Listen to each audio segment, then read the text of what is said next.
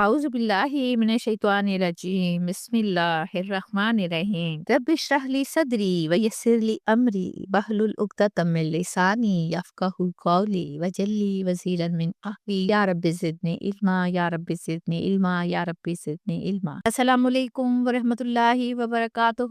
کیسے ہیں میرے پیارے بچے، شہزادے بچے؟ مجھے امید ہے آپ خیریت سے ہوں گے، ہم لوگ بھی خیریت سے ہیں۔ اللہ تعالیٰ آپ کے لیے آسانیاں فراہم کرے، آپ کو اپنے حفظ و امان میں رکھے، اور اللہ تعالیٰ ہم سب کو ہدایت کے راستے پر چلنے کی توفیق دے دے، آمین۔ آئیے دیکھیں پچھلے لیسن کو۔ پچھلی آیات میں اللہ تعالیٰ نے انسانوں کو سمجھانے کے لیے ایک پاکیزہ درخت کی مثال پیش کی اور فرمایا کہ ایمان بھی اسی طرح ایک پاکیزہ درخت ہے جو دل اور روح کے اندر پیدا ہوتا ہے اور انسان کو فائدہ دیتا ہے، جبکہ کلمہ خبیثہ کی مثال ایک کمزور درخت کی مانند ہے جس کا کوئی فائدہ نہیں بلکہ وہ لوگوں کے لیے نقصان دہ ہے۔ آج ہم پڑھیں گے سورہ ابراہیم کی آیت نمبر 27۔ یثبت اللہ الذین، ثابت قدم رکھتا ہے اللہ ان لوگوں کو جو آمنو، ایمان لائے، بالقول ثابتی، پختہ بات یعنی کلمہ توحید کے ساتھ، فی الحیات الدنیا، دنیاوی زندگی میں، وفی الآخرہ اور آخرت میں بھی، ویضل اللہ اور گمراہ کرتا ہے اللہ الظالمین، ظالموں کو، ویفعل اللہ ما یشاء اور اللہ کرتا ہے جو وہ چاہتا ہے، پوری طاقت پوری قدرت کے ساتھ اللہ وہ کرتا ہے جو چاہتا ہے۔ اللہ تعالیٰ ثابت قدم رکھتے ہیں کس کو؟ اللہ تعالیٰ مومنوں کی ایمان کو مضبوط رکھتے ہیں۔ اب غور کریں، ہم ایمان والے ہیں نا، لیکن ہر شخص کے ایمان کا لیول ایک جیسا نہیں ہوتا۔ کہیں معیار کے حوالے سے بہت پکا ایمان رکھنے والے لوگ ہوتے ہیں اور کہیں ایمان کا لیول کمزور ہوتا ہے۔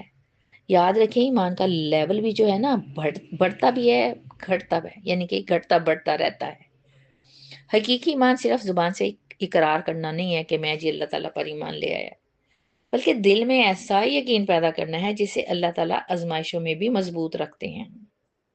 جب انسان آزمائشوں، فتنوں یا گمراہی کے ماحول میں ہوتا ہے نا، تو اس وقت اللہ کی مدد خاص جو ہے اسے حق پر قائم رکھتی ہے۔ ایمان کا دل کی گہرائی سے ہونا اللہ تعالیٰ کو بہت پسند ہے۔ اپنے اپنے ایمان کے لیول کو چیک کریں کہ کس لیول کا ہے۔ مومنوں کی خاص بات یہ ہے کہ وہ اللہ پر بھروسہ کرتے ہیں، اس کی اطاعت کرتے ہیں اور اپنی زندگی کو اس کی ہدایت کے مطابق گزارنے کی کوشش کرتے ہیں۔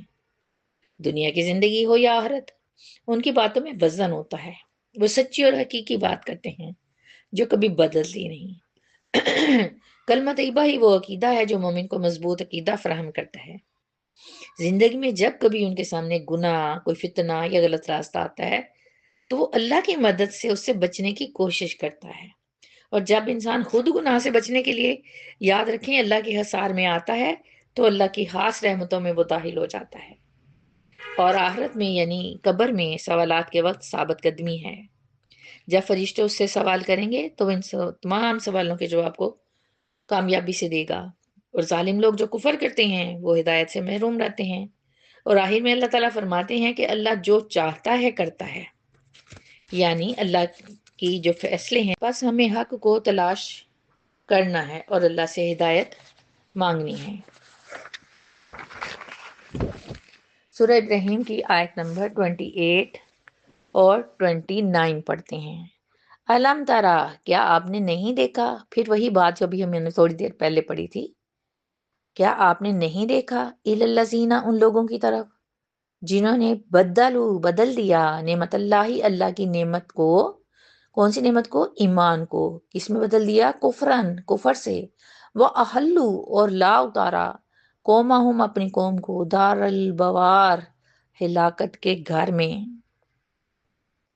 جہنم یعنی جہنم میں، یصلونہا، وہ داخل ہوں گے اس میں، وبئس القرار، اور وہ بہت ہی برا ٹھکانہ ہے۔ اللہ سبحانہ وتعالیٰ فرما رہے ہیں کیا تم نے نہیں دیکھا؟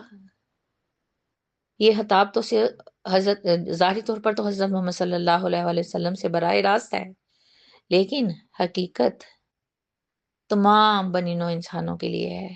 دیکھنے سے مراد آپ جانتے ہیں نا کہ غور و فکر کرنا، طریق سے سبق حاصل کرنا اور گہرائی سے معاملات کو جانچنا ہے۔ قرآن پاک کسی طرح جھنجھوڑ کر انسان کے دل کو جگاتا ہے کہ وہ ہوش میں آئے، ماضی کی قوموں اور اپنے معاشرے میں کردار کو دیکھے اور سمجھے کہ جب اللہ کی نعمت کی قدر نہیں کی جاتی تو اس کا انجام کیا ہوتا ہے۔ اللہ تعالیٰ ان لوگوں کی طرف اشارہ کر رہے ہیں کہ جن لوگوں نے بدل ڈالا، کیا بدل ڈالا؟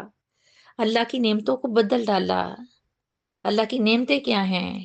ہدایت ہے، عقل ہے، رسول ہیں، کتاب ہے، یہ ساری نعمتیں ہی تو ہیں نا۔ لیکن ان لوگوں نے ان نعمتوں کا صحیح استعمال نہ کیا اور نعمتوں کا غلط استعمال کیا۔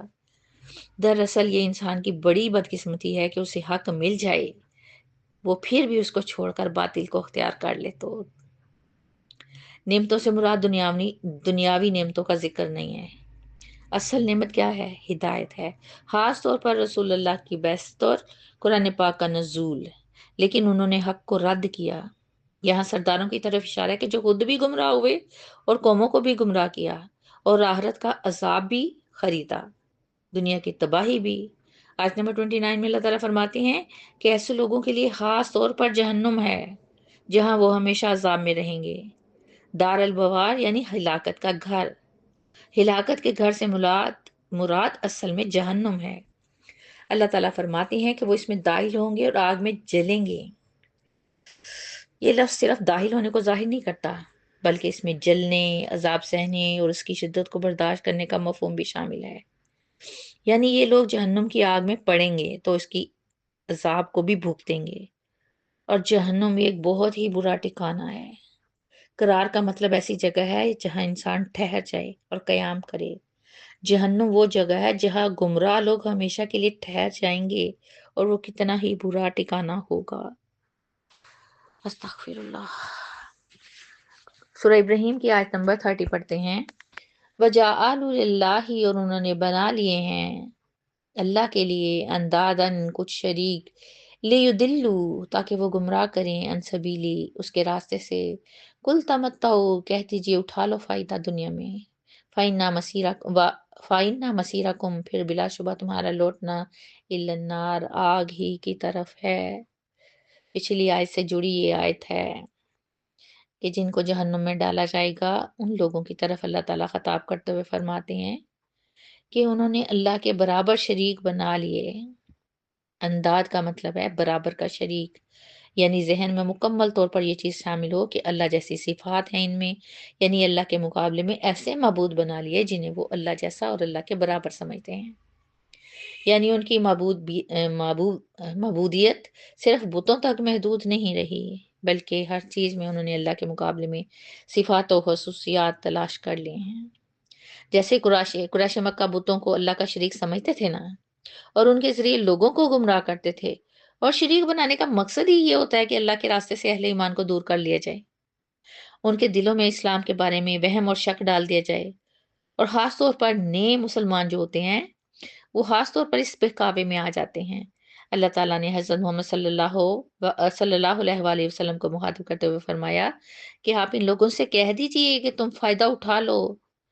مطلب کس چیز سے فائدہ اٹھا لو؟ یہ دراصل ایک تنبیہ اور وارننگ ہے کہ دنیا تو چند روزہ ہے، اسے اپنے خواہشات کے مطابق گزار لو، گزرتے وقت مزے لے لو، لیکن یہ فائدہ عارضی ہے اور اس کا انجام بہت سخت ہوگا۔ اس آیت میں دنیا کی عارضی لذتوں کو بے حقیقت قرار دیا گیا ہے۔ اب غور کریں، اپنے ارد گرد دیکھیں، دنیا کی لذتوں میں انسان ایسے بدمست ہو جاتا ہے کہ وہ اپنی تخلیق کے مقاصد کو پوری طرح اگنور کر دیتا ہے۔ زندگی کا وقت تو برف کے پگھلنے کی طرح ہے جو ہاتھ سے پھسلا جا رہا ہے۔ ہمیں کب اپنی کوتاہیوں کا احساس ہوگا، اور پھر ان باتوں کا انجام دے کر دل دہل جاتا ہے۔ اللہ تعالیٰ فرماتے ہیں کہ یقیناً تمہیں آگ کی طرف لوٹنا ہے۔ مسیر کا مطلب آخری انجام اور آخری ٹھکانہ، یعنی آخر کار تمہیں جہنم کی طرف ہی جانا ہے۔ دنیا کی زندگی کتنی لمبی ہی کیوں نہ ہو، حقیقت میں تو یہ بہت مختصر ہے، اور جو لوگ اللہ کے راستے سے ہٹ جاتے ہیں ان کا آخری ٹھکانہ جہنم ہی ہوتا ہے۔ اسی کے ساتھ میں آپ سے اجازت چاہتی ہوں۔ ہنستے رہیے، بستے رہیے، خوش رہیے، باد رہیے، اللہ کی امان میں رہیے۔ انشاءاللہ پھر ملیں گے، تب تک کے لیے اللہ حافظ۔